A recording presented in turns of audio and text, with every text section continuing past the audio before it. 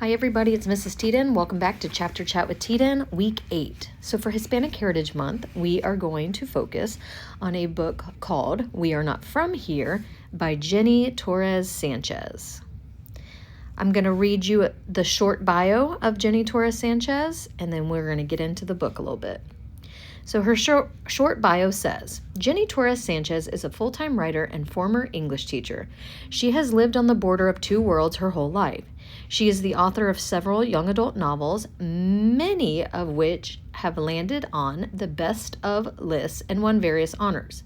Her latest, We Are Not From Here, is a Pura Belpre honor book and has been described by the New York Times as a novel precisely for this moment. Jenny has also contributed to several short story and essay anthologies, and her debut picture book, With Lots of Love, was Jumpstart's Read for the Record selection for 2023. So you have a longer bio there. Here is Jenny Torres Sanchez. I'm pretty sure she lives in Orlando. She spoke with my book club before via Zoom. I think it might have been during COVID time, so she couldn't join us in person. But she was super kind, and we had a wonderful chat with her about this book. So I'm going to read you the summary of the book. Pulga has his dreams, Chico has his grief, Pequeña has her pride. And these three teens have one another, but none of them have illusions about the town they've grown up in and the dangers that surround them. Even with the love of family, threats lurk around every corner. And when those threats become all too real, the trio knows they have no choice but to run from their country, from their families, from their beloved home.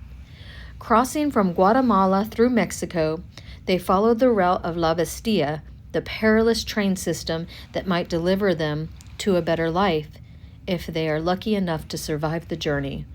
With nothing but the bags on their backs and desperation drumming through their hearts, Pulga, Chico, and Pequeña know there is no turning back despite the unknown that awaits them and the darkness that seems to follow wherever they go.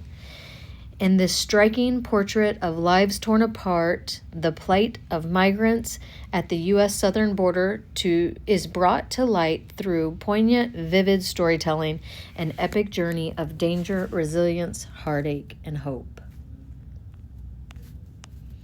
And then here is the prologue. When you live in a place like this, you're always planning your escape.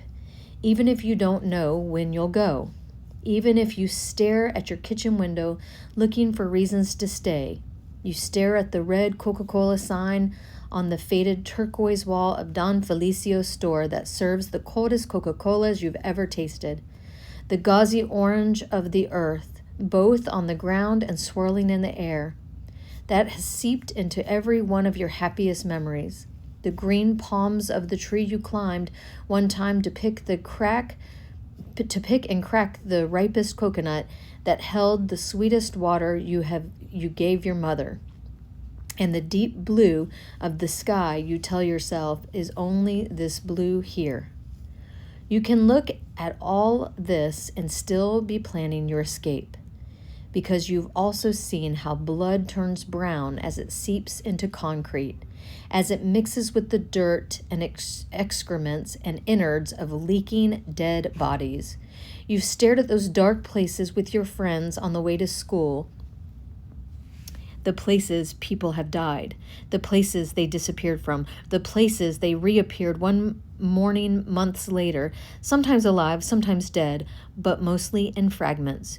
You've watched dogs piss in those places, on those bodies that once cried with life. You plan your escape because no matter how much color there is or how much color you make yourself see, you've watched every beautiful thing disappear from here, made murky by night and darkness and shadow. You plan your escape because you've seen the world turn black. You plan your escape, but you're never